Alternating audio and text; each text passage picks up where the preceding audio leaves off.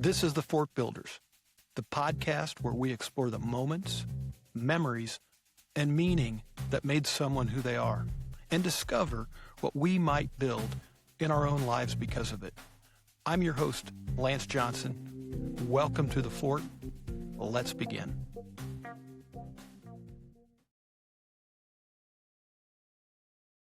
Welcome to The Fort Builders.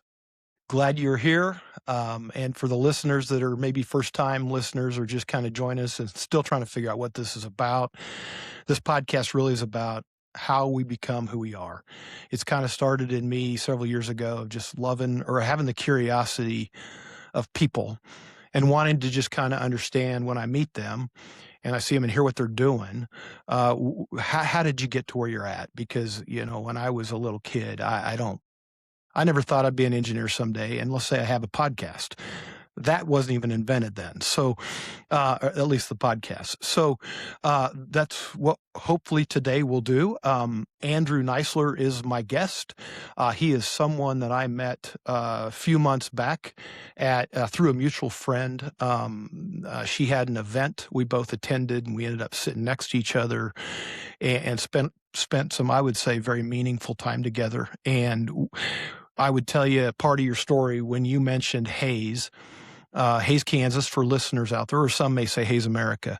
But when I heard that and started hearing some of the people that Andrew knew and I knew, it took me down memory lane, and I thought, oh my gosh, we've got to get together and talk more about that. And I don't know how much we'll get into that today, but anyway, it was again, back to the curiosity and hearing someone's story and just getting to meet you. You were so personable, and I thought, man, you would be great to have on this journey with me and help be part of the build.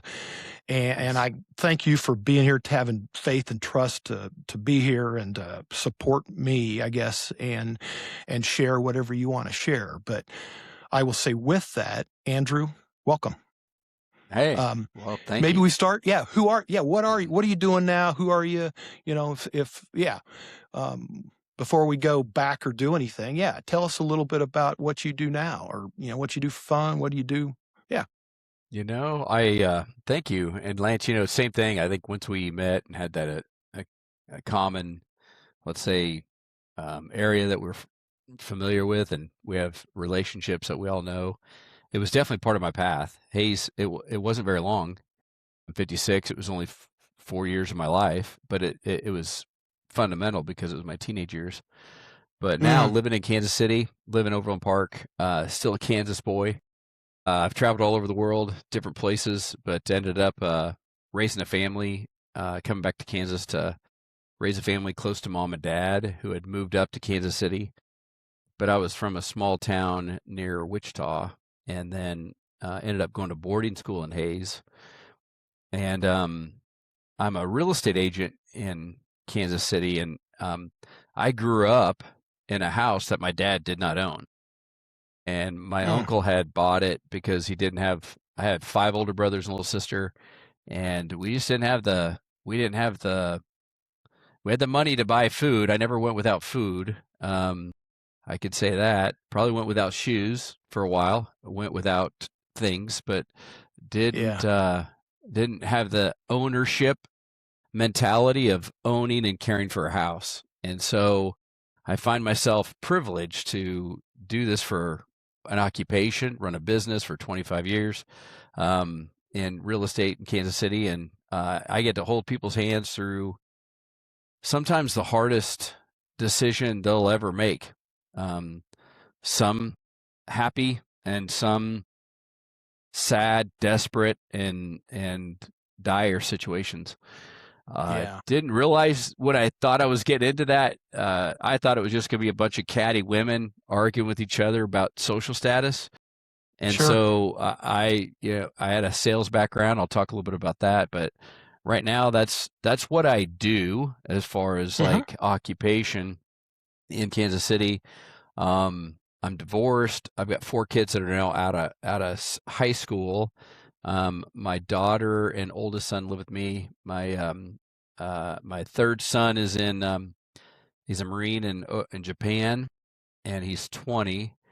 And with the stuff going on in Iran, I just, I don't get to talk to him every day because there's a time differential and you got to be careful about communication tools. But he said he's safe and he's in a safe place is all he said.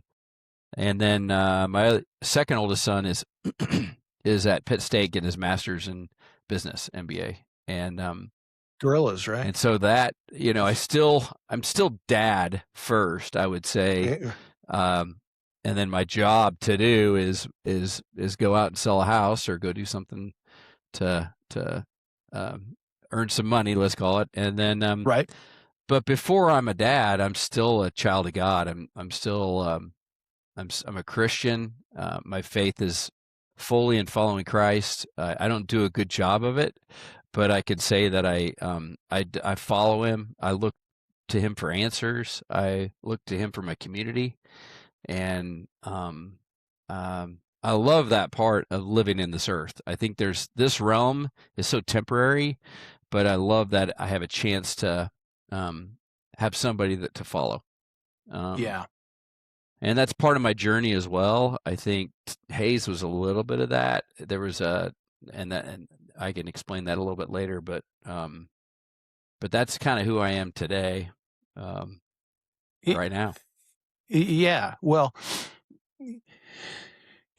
there's stuff that you mentioned, growing up how you grew up, and then I'm thinking, a realtor, that's a tough, commission based deal, and that's really a leap of there's a lot of leap of faith there, and There doing is. 100% commission's tough. I mean, it's a tough way to make it. But do you want to mention who you're with now or anything, or So yeah, what group? Kansas City is like, what's the name of your business? Yeah. so my company name is Real Nice Home. So my last name Kneisler, you can see it spelled on the Kneisler, screen. yeah. Nobody knows how to spell it. So I had to create a name that people would remember. And Real Nice Homes is real estate and Kneisler, and you blend the two. And I created a brand in Kansas City. So it's really a sales team. It's not a building company. I don't build Real Nice Homes. I just sell them. And and I've had a team as big as 11, and I've had a team right now. It's just myself, and just I'm farming all by myself, and it's fine. But it's just where I'm at right now. And Yeah. I've sold in Lawrence. I actually showed 67 acres south of Ottawa, which is like, why would I drive an hour to go show a property? But these clients are moving from Wisconsin. They're coming to town next weekend, and they want to buy a farm. That's the first time I'm kind of the privilege of doing something like that. Wisconsin to Kansas. Yeah. Yeah, and they got 5 cows, and 3 of them are pregnant, and so they've got to find somewhere that they can calve them. And I don't understand it all, but they tell me what they're looking for, and I just try to help them find it. They got to sell their house first, so that's why it's a little. They haven't bought yet, but they will buy something soon. But I'm driving all over to find them a farm, and it doesn't matter where. It's got to be probably an hour away from Kansas City, but I have shown and sold in Lawrence. I've sold north of the river. I've sold in Branson. I've sold in all sorts of places. I'm licensed in Missouri and Kansas. My broker, real estate's unique in Kansas City because a lot of major metropolis areas have national builders. We don't have national builders. And so a lot of the brokerages are homegrown too. So like Reese and Nichols was a guy named J.D. Reese and J.C. Nichols. And those two guys got approached by Warren Buffett and said, we're going to blend the two. And that's where it became Reese Nichols. That was back in 2002. I didn't get my license till 2003, but my ex-wife had been selling since 99. So I'd been kind of seeing it happen in real estate in Kansas City, but I was in a separate industry altogether. And that's kind of how it works in Kansas City now. So local, all the brokerages are local, and we're the biggest broker in Kansas City as far as, and I've always been with them. Okay. Yeah. Well, one thing I know, at least in the real estate world, no deal is the same. So there's so much variety, like you said. Good way to say it. Helping some. Yeah. I mean, there's always something, and I think that's what can make it fun, at least, and challenging. It's because a lot of times it's not rinse and repeat. Obviously different people, different property. Like you said, you're dealing with some pregnant cows and getting them home. It's different stuff. Yep. But You have to yeah, roll with it. and I think that's one thing I've liked about real estate. I've been in it and enjoy it, and it's tough to get bored. There's just so many different things. Yeah. Yeah. Okay. Yeah. Well, so clearly, yeah, right now you're real estate, doing that. And, I would say, well, I feel for you with your son, over, in that zone. We've got a coworker. I just found out the other day that we've got a coworker that's over there, and not sure when that person will come back, but I know part of their unit, was hit, and yeah, it's just scary. It's easy I shouldn't say easy, but to maybe depersonalize it if you don't know somebody. If you don't have a relationship over there, you just watch the news and say, okay, that's going on. But once you can point to a coworker, a son, it just, that'd be scary. I can't imagine, honestly. Yeah. Yeah. Yep. Yeah. My youngest son is 18 or just turned, and I would tell you right now, I'm glad there's no draft, and I hope there never will be. Right. But it's a fear and a concern, and I love the people, and I just have so much respect for those that want to do it and go do it. Anyway, For sure. thanks for sharing that. Yeah. So you mentioned you had mentioned Hayes, or you could talk about Hayes now, or kind of how do you become a real estate agent? What'd you do before? But the Hayes piece, I will mention kind of for the listeners, and this is where you and I have fond memories. So when not only Hayes, but you described boarding at a high school there, TMP. local private, TMP, and I remember, I know the building that you boarded in, and we used to, with my brothers and some friends, would ride our dirt bikes down hall and go back down behind there and hope.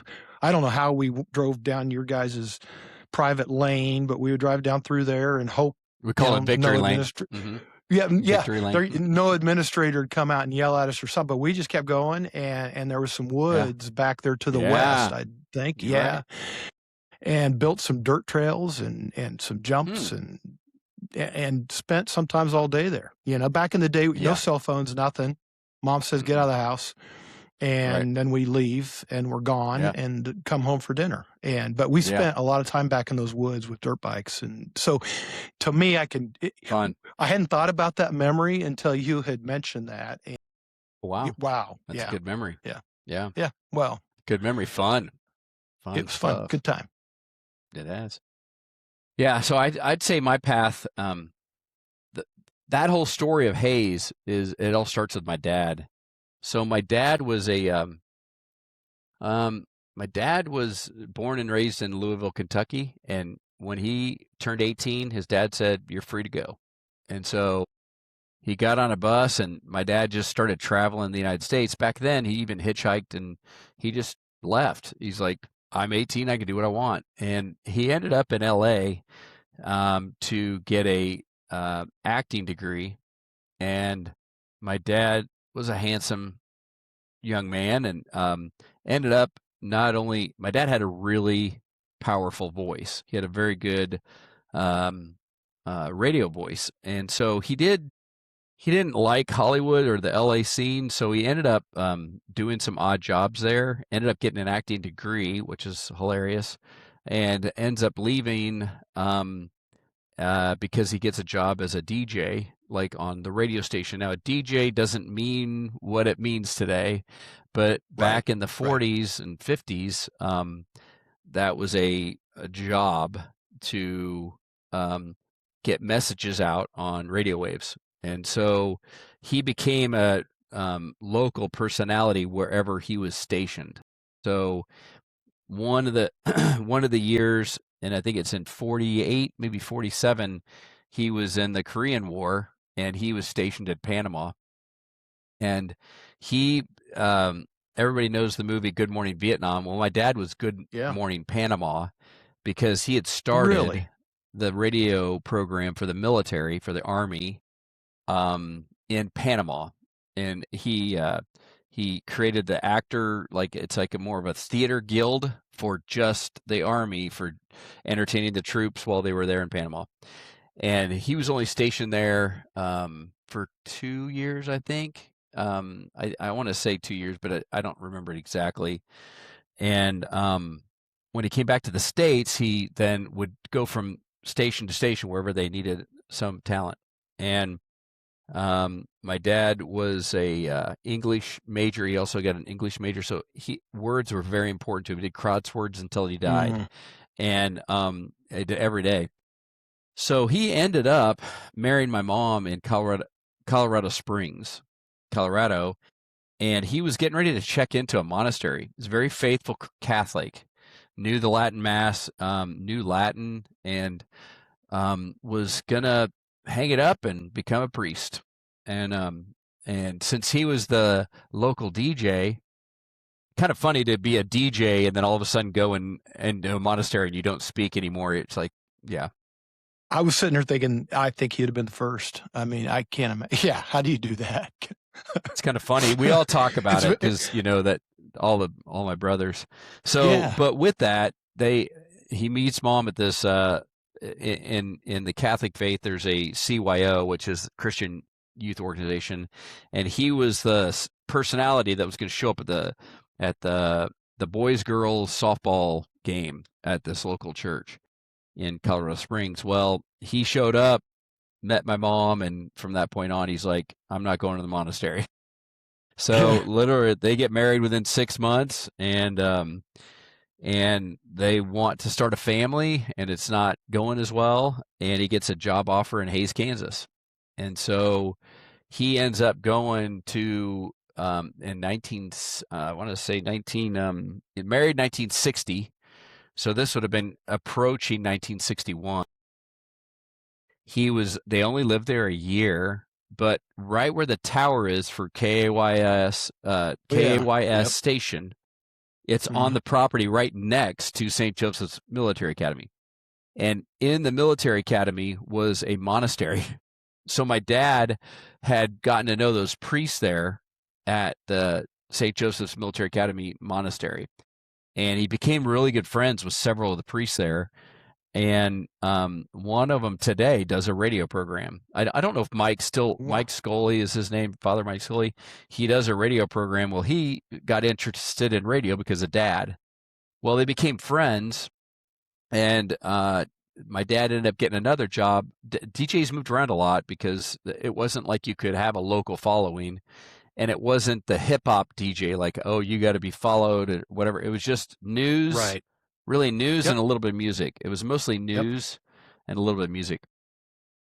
And I believe they got pregnant with my oldest brother, Matthew, at that time. And Matthew was then born in Wichita. They moved to Wichita, got a KFDI radio station down there. And so Matthew was born there. And so I have 5 brothers, Matthew, Mark, Luke, John, Chris, and then I'm Andrew, and then my sister, Kathleen. So there were 7 of us born in Wichita. And about 1972, we're in downtown Wichita. Like we're in the heat of the middle of downtown Wichita. He's just like, I don't want to raise my kids here. So there's a little town outside of, and when I say little town, I'm talking about 900 people. Yeah. Okay. Maybe at that time, maybe less, maybe 700. And so there's 9 in our family. So we're 1% of the population showing up in this little town, right?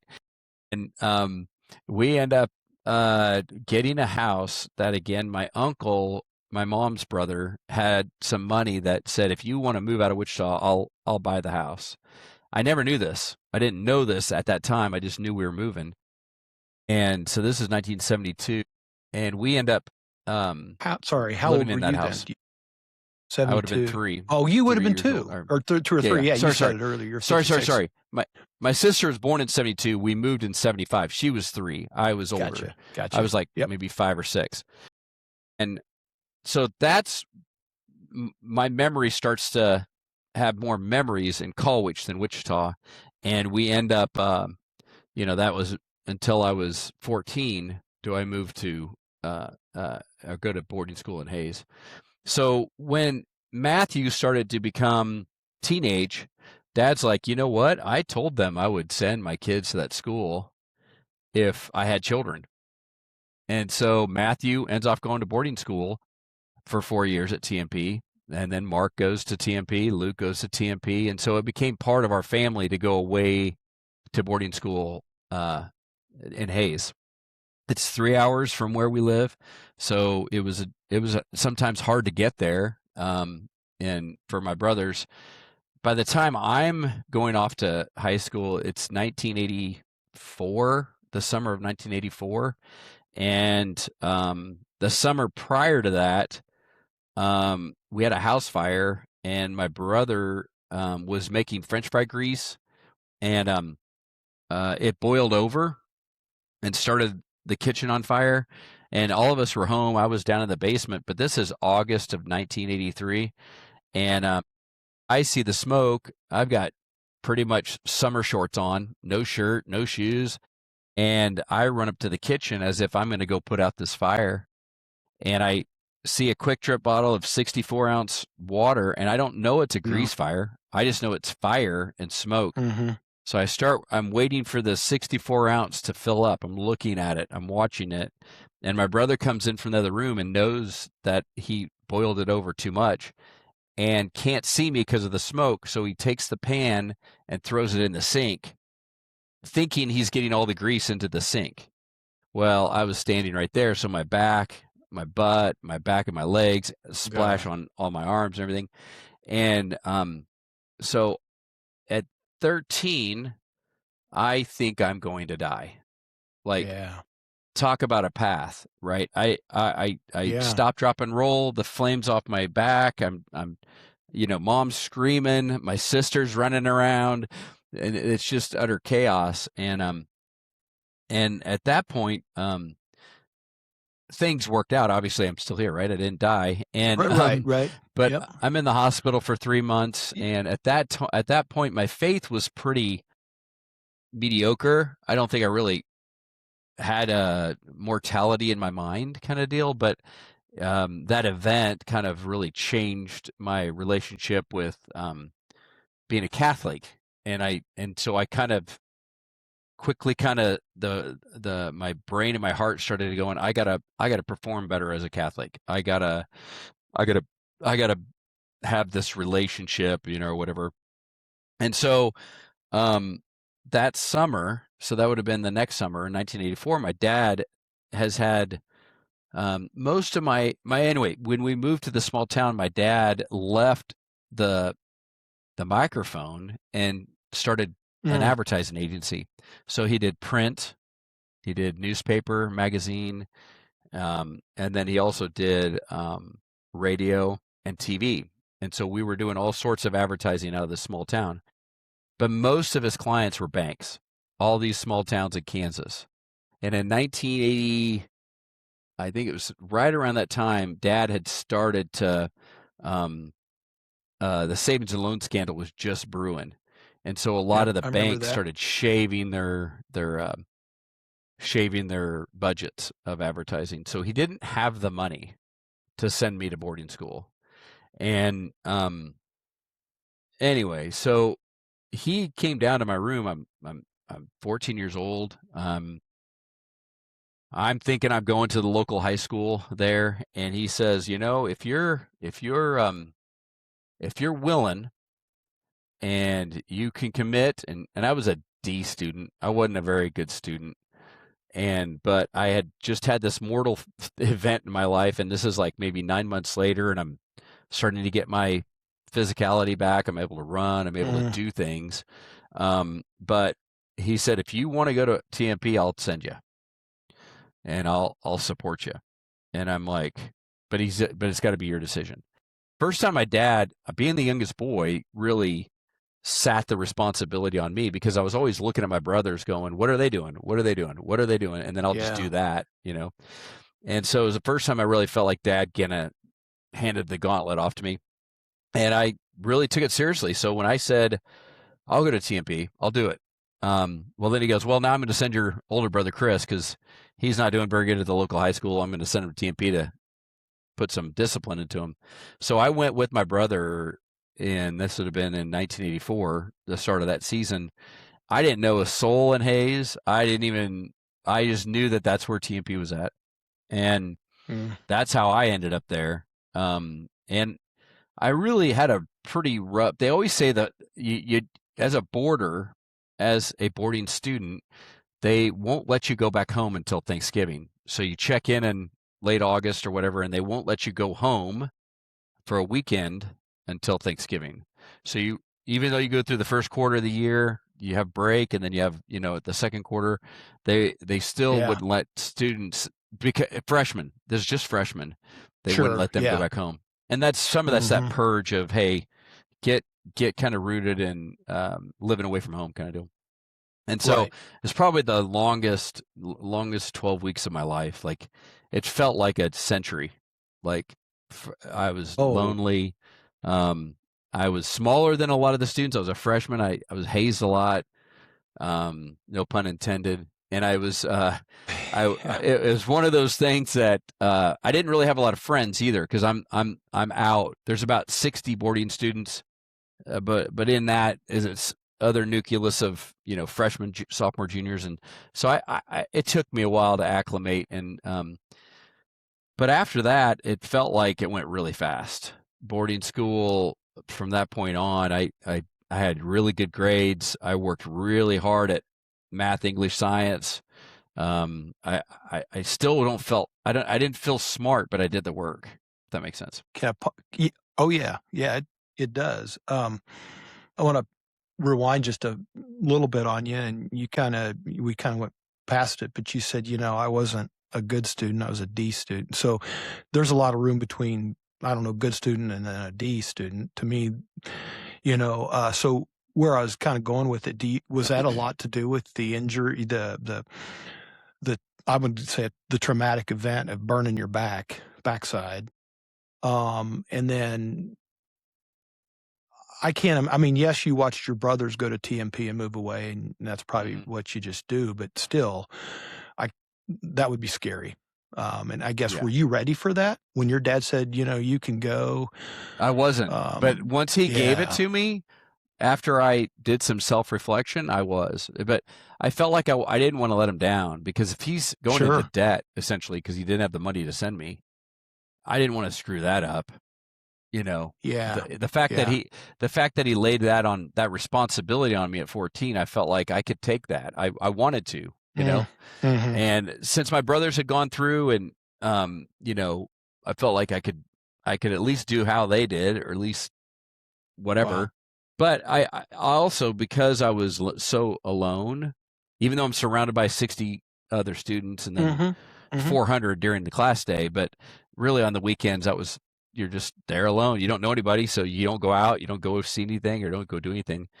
Well, um, that responsibility I took seriously, so I did good at studying. And when you're a boarding student, the schedule was so regimented that you had breakfast. I think, if I remember right, you had to get up at 6. You had to be at breakfast hall at 6:15, 6:20. You had to make your bed. You had to clean up your locker area, and then you had to be down at breakfast by 6:15, 6:20, and then you had to be at study hall at 7. So you had to eat, get everything done, get back up to your room, brush your teeth, get all that stuff, and then be at study hall. Well, at 7 o'clock, no one else from Hayes is at school yet. So we're Right, at study hall from right. 7 o'clock till 7:40, and then the first class bell is 7:50 or whatever, right? Yeah. So we're in the school, so they're taking advantage of that. So you have a study hall, and then at night you have a study hall. I think it's like at 8. Yeah, I think it's like 8:40, and you study hall till 10. So it's another hour and a half at night that you had to do. You couldn't skip it. You couldn't get out of it. and you had to be in. Mm-hmm. Lights out was usually 10 o'clock in the dorms, and so Was this all years or just freshmen? Is it no, everybody? everybody had study hall. Yeah. Now senior Mm-hmm. quarters, you could study in your senior quarters, like Yeah, those were like gotcha. apartments. Whereas in the Yeah. dorm, it's Okay. like beds separated by lockers, and so you just sleep in the dorm, and you have a study hall that's an actual room in the building that everybody goes to, freshmen through juniors, and then the seniors study in their dorms, in their senior quarters is what they call it. Gotcha. But by that time too, if you're a senior, you don't want to screw that up, because if you don't make grades, then you get kicked out of senior quarters. So you definitely want to be Yeah. doing your study hall. Oh yeah. Right. Mm-hmm. Got it. And Yeah, I'm so just sitting there thinking, it's gosh, a privilege. my biggest stress was, I mean, all I had to do is drive across town, I mean, to the high school. I mean, that was as far as responsible. Or play your sports, right? Whatever. You were in 14 basketball, right? years old. Well, yeah. I can't, I just can't imagine. Did you have a car when you were 14? I did. Yeah, I was very You did. lucky. Okay. Yeah, very lucky. And I didn't own I a car couldn't until I wait. was 20. I didn't have a car until I was 20. Yeah. Maybe my parents, it's funny, having kids now, I was all concerned about when they would drive, but that took about a week to get over once they started driving and realized, oh, this is nice. I don't have to tote them or take them everywhere.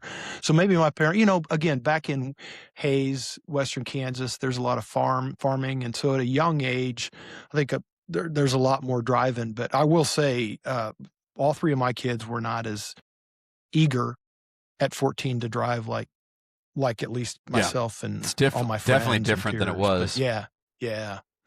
But I've heard Hayes, story. Yeah, if you were a male and you were in your teenage years and you were walking in Hayes, you were a boarder, because we didn't have cars. It's right. So the boarders were the ones walking around town, or aren't.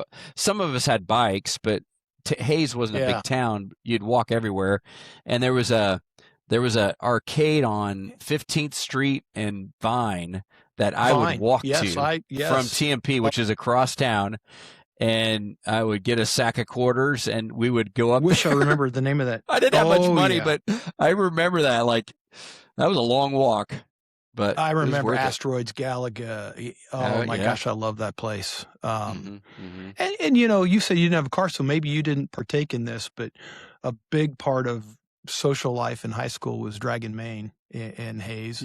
Right. You go down, you just keep driving up and down. Well, as a freshman, I didn't have any friends, so I didn't have anybody to take me anywhere. And my junior year, or my sophomore year, I made friends with Bill Kuhn. I don't know if you know Bill Kuhn. And John DeWitt, Corey Feltus. You probably know those guys. Gosh, Donnie Corey Brown, played on a lot of my. Yeah, and Donnie Brown, and who else? That I hung with, Monty Nichols, Tim Worth, all those guys. They would drive me around. I'd go, hey, can you guys come pick me up? And then I'd just be in their car, like I'm just like an appendage to their vehicle, and we'd go do stuff, drag Main or whatever. Yeah, but that's how a boarder survived. In the high school life in Hayes. Well, it's interesting you say DJ. I had two good friends that DJ'd at KYS there. And I got to go visit and be in there with them a few times, and but back in the day with the cassettes and watch them do the news and play the music. Yeah. My dad was reel to reel. Everything was reel to reel, and obviously the signal's still there. That tower's still there. Fun fact about my dad in Hayes: he was the first person to interview Bob Dole when he got back in 1961 in at KY Stadium when he was running for office. So my dad got to interview him, and he came into the studio because that was the only thing he did. He didn't do anything remote.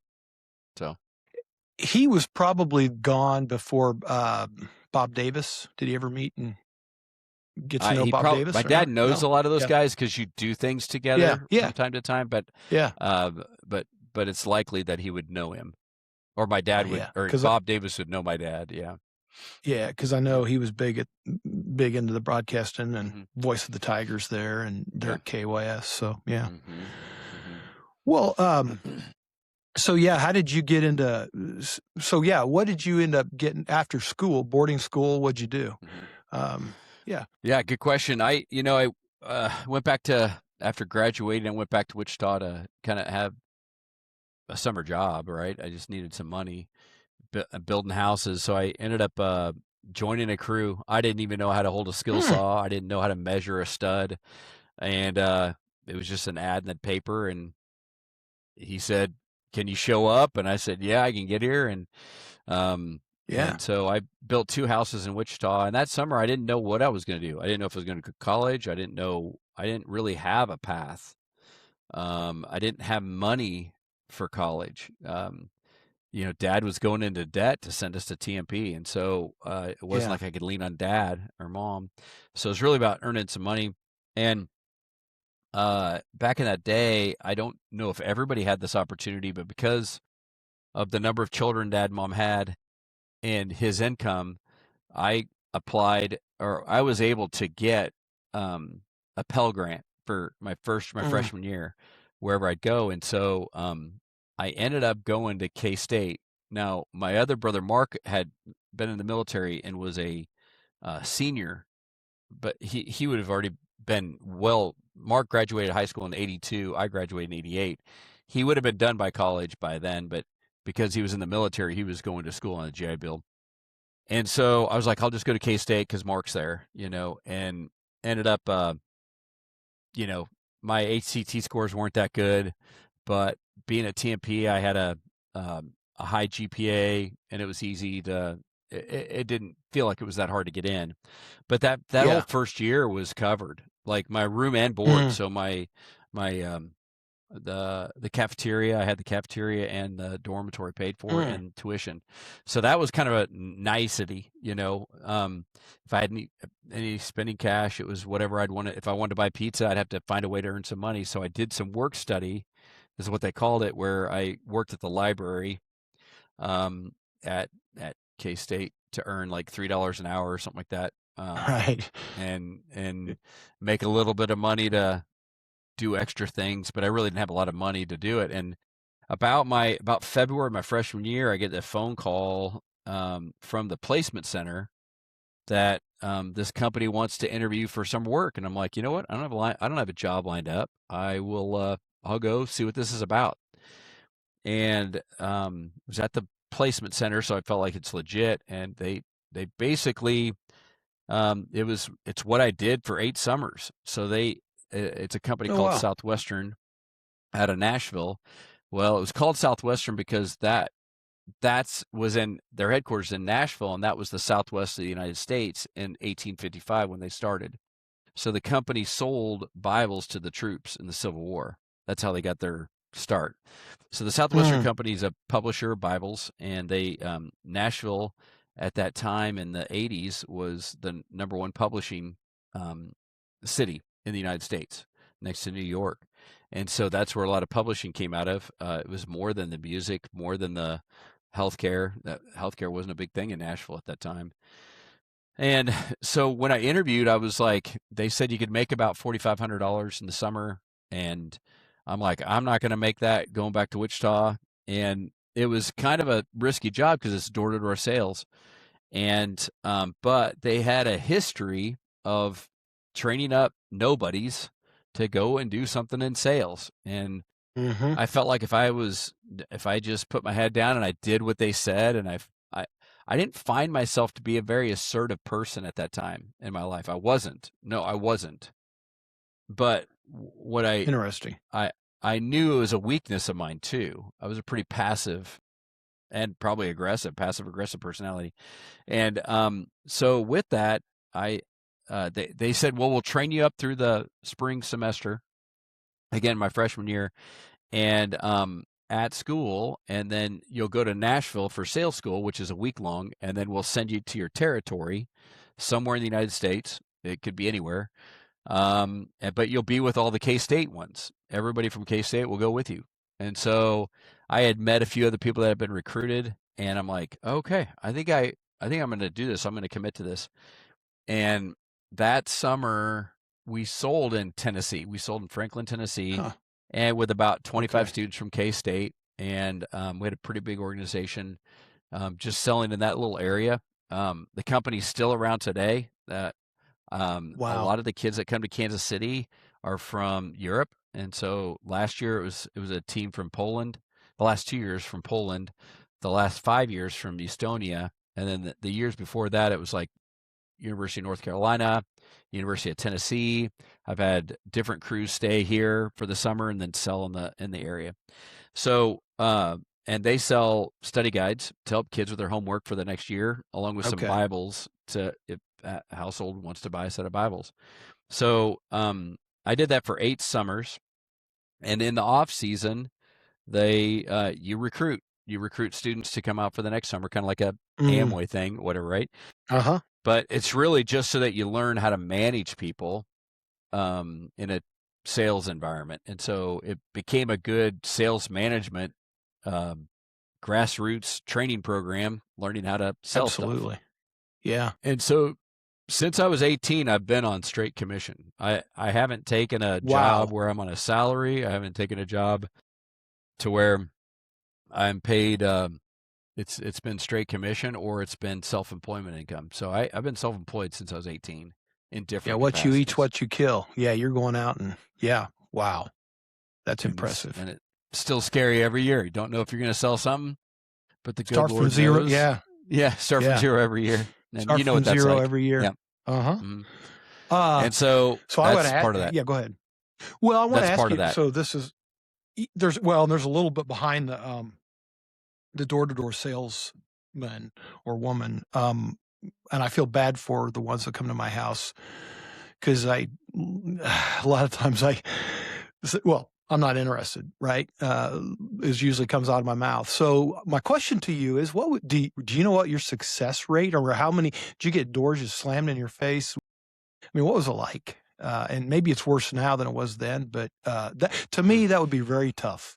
Tough to yeah, go door to door and yeah, yeah, and do that. yeah. Yeah, Well, can't we imagine. have a saying. I have a lot of friends that I've sold books with over the years. So 8 summers that and we would join up with like Nebraska, University of Missouri, Mm. UMKC, or North not UMKC, um, Northwest Missouri State, Oh, okay. Mid Yeah. America. So all of the smaller universities.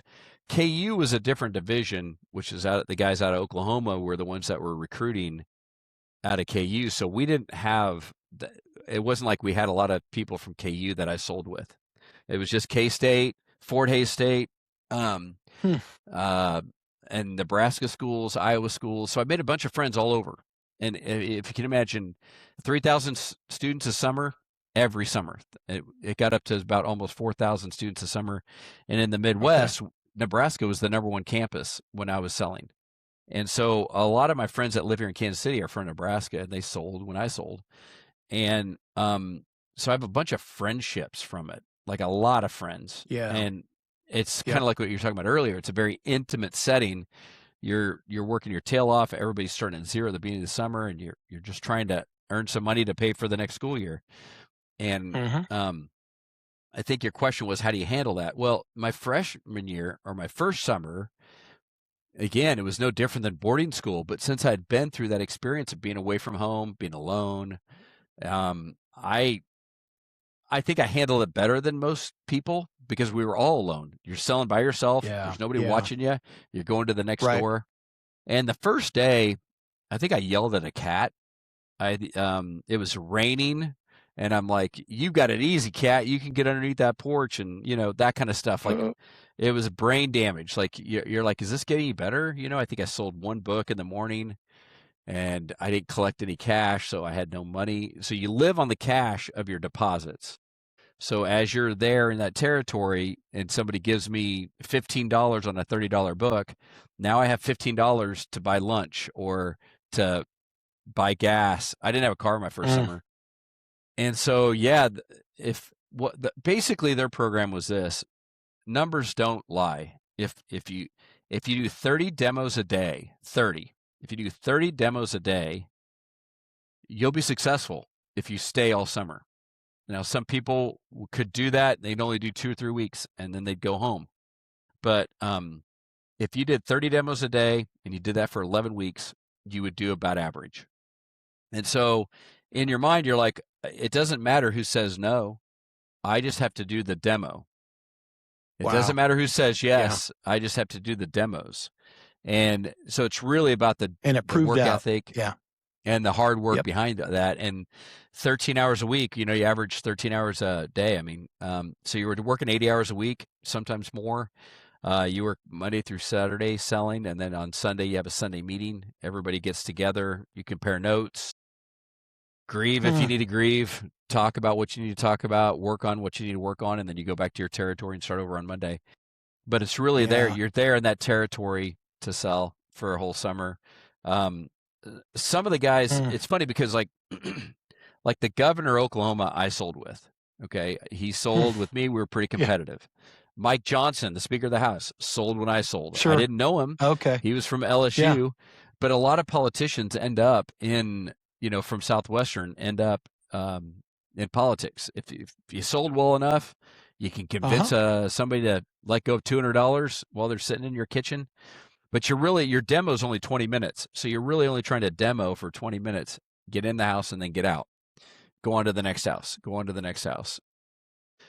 When we were doing it, we had this cycle of selling, and one of the cycles was called pre-approach. So like if I was knocking on your door, I would find out if you how old you have an 18-year-old. I don't know if you have another kid, but you have a son. And if you have any in high school now, do you have any in middle school? No, I've got 2 older daughters. Yeah. So they're older. Okay. Are you so selling me now? Yeah. Okay, today, I wouldn't knock on your door because you're not qualified to buy what I have. So I would, Gotcha. if I caught you, let's say you were out washing your car, I'd stop and say, hi, my name's Andrew. I'm a college student from Kansas. That's weird. Sorry. But hey, I'm here. I'm supposed to catch families with kids. I'm showing a study guide to help them with their homework for next year, but your kids are too old. The family next door, do they have kids? And then I would get pre-approach from you. Yeah. And I'd get a little ticker that I talked to somebody. Go on to the next house because you're not a prospect. Gotcha. You could buy a cookbook. Gotcha. I had a cookbook or a Bible, and I said, I sell Bibles too. If you want me to show you one, I'll show it to you.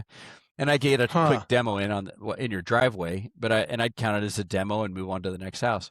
But my point is that the rejection my first year was hard because it felt personal. I didn't know what I was doing, so I didn't find that I was helping people. After you do deliver, because you take orders all summer, you deliver the last week, and that's when you collect the balance. And then you go back to Nashville and give them all your money, and they give you the balance back, and that's your check. So you get a big check at the end of the summer. But in that, when you're delivering the books and you see these faces that have been waiting all summer, and you sit down with them and show them how to use it, there's something that changed about how I saw that job. And I'm like, oh, I'm really making a difference here. I'm really helping this family think about education, think about homework, thinking about their kids talking to their parents talking to their kids about homework. And so I felt like there was a service there.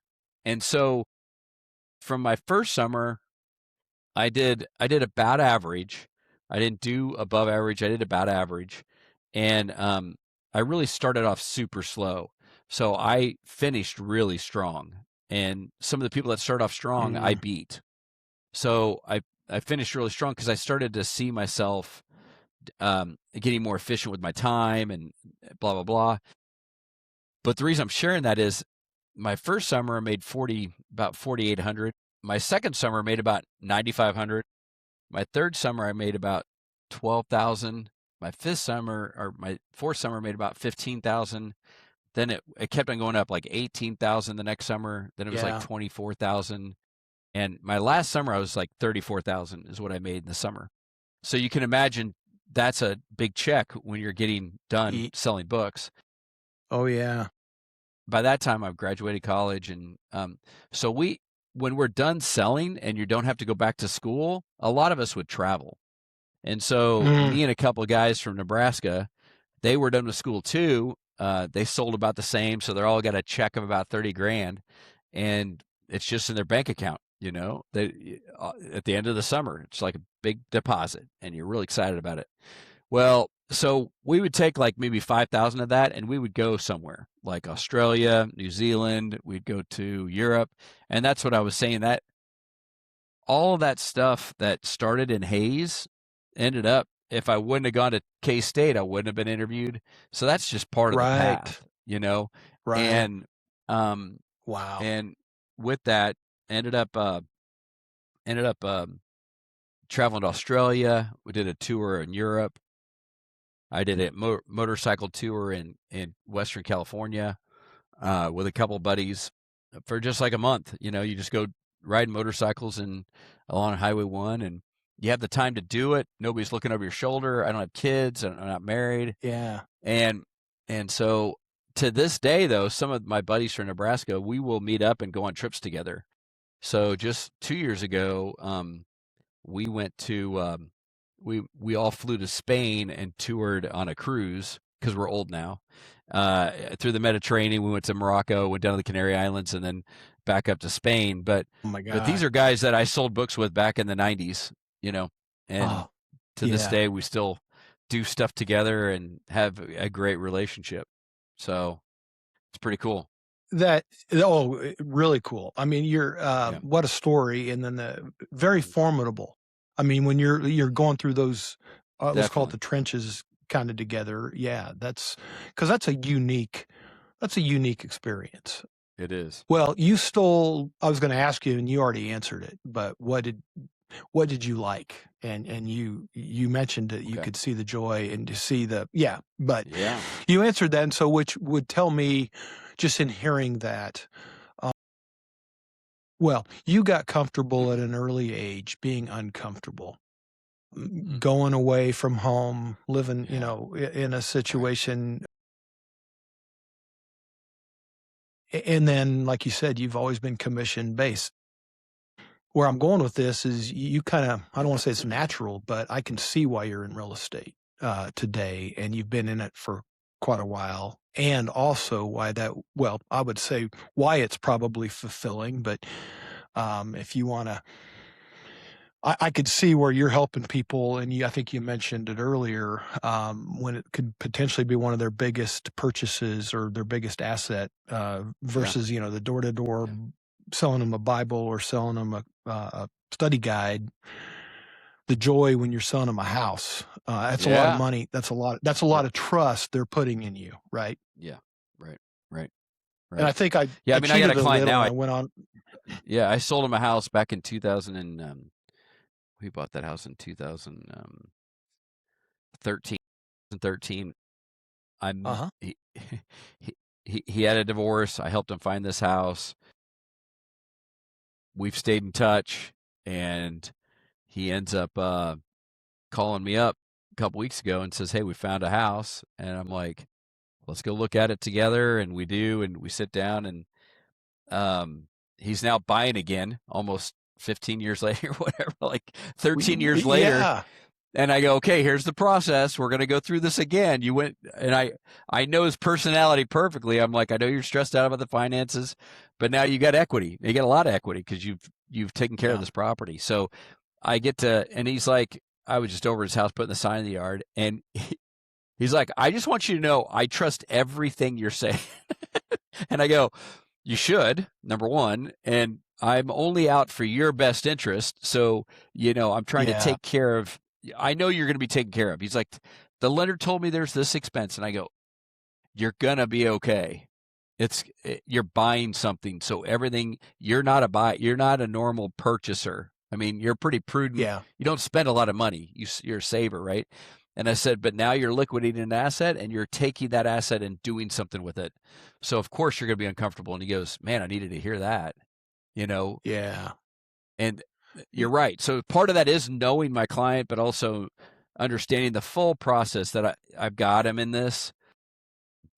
And, and that is part of it. It's understanding whenever you're a salesperson, right? I think if you see yourself as bothering people, an irritant, annoying, pushy, forceful, then you're doing it wrong. You're just doing it wrong Right. because Well, because well, sales, if you're out and I for don't the think other you'll be person's best successful long interest, term. Yep. right, Yep. right, Yep. yeah, you might get some big commissions. You could, but in the scope of mental health, right? You're Yeah. Oh, yeah. gonna be there's gonna be a lot of pressure on you. And one of the things that we would do in Southwestern was we called it the aerosol spray can. You let the pressure off, because if you put all that pressure that you have to get the sale, but if I serve somebody and I get compensated for serving them, then that's the Yeah. reward of sales. But if I'm out there to go sell something to get a a tchotchke sold, it doesn't have as much meaning. Yeah, you're right. There's definitely meaning behind the service, but Oh, yeah. You, well, you just it's not easy, but it is part of the process. no.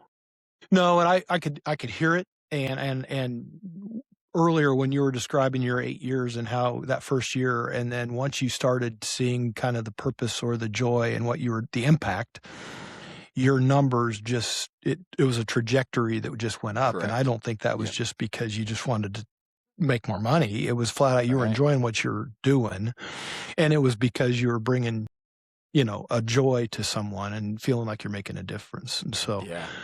well, I could keep going here. I know your time. We're already over the time that I said, hey, I would take from you, and Sure. Sure. I appreciate you sticking around and being here. This was Andrew. This is wonderful, and might have to have you I'm come glad back you asked. and dig into some more stuff. But Yeah.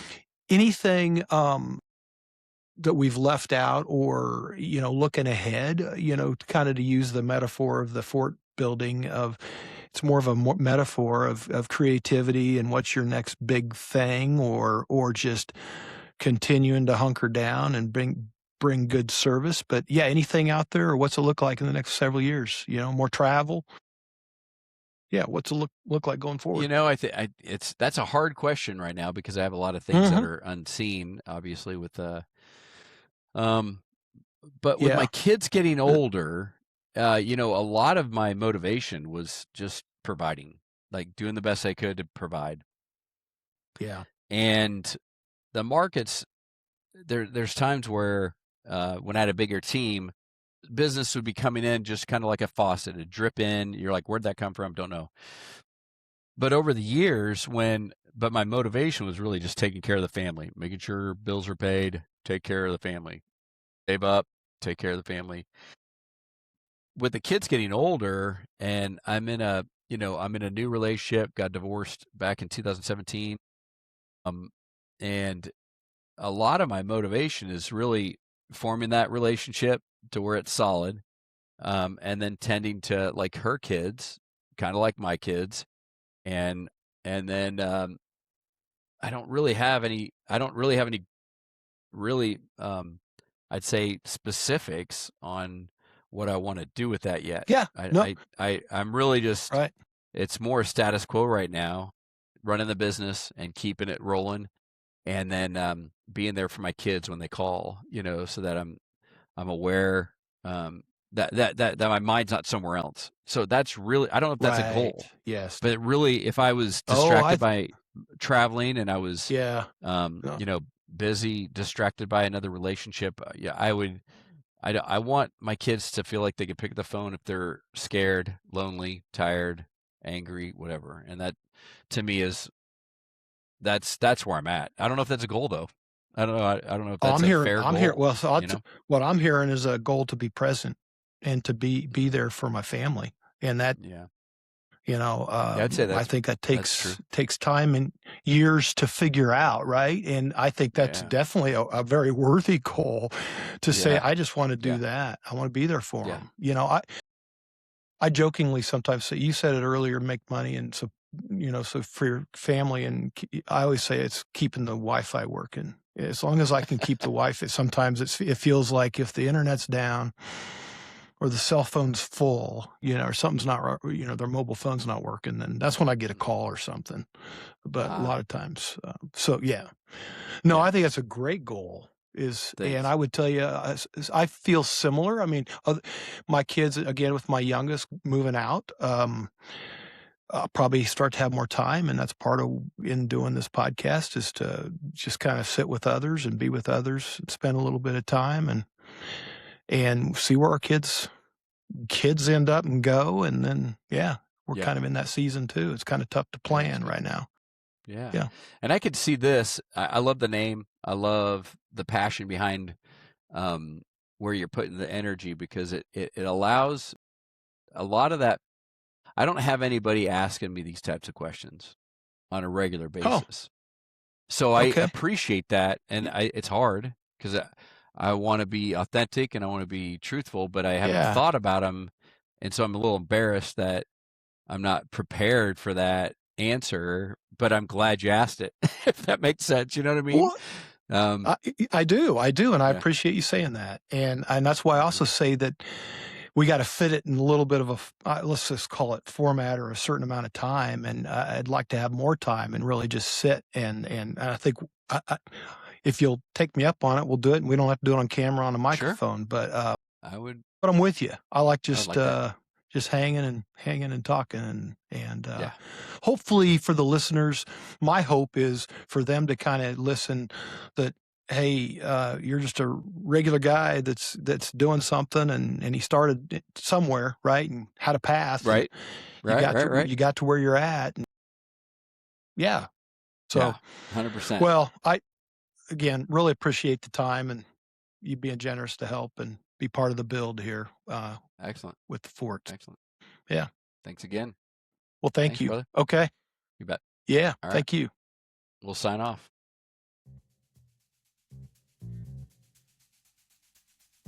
What part of your story might be shaping who you're becoming, even if you haven't fully named it yet? This is the Fort Builders. Thanks for being part of the build.